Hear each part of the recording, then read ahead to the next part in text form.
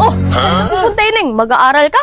Naku, kung yung pinasok-pasok mo sa eskwelahan, kung tinulong mo pa yan sa mama mo sa gawaing bahay, nakatulong ka sana. La, bakit yung anak mo hindi naman nag-aaral, hindi naman nakatulong sa'yo? Ma'am, good morning po, ma'am.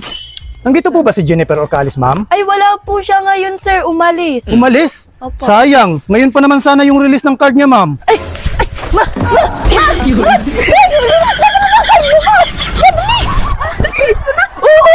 Ngayon na pala, sir?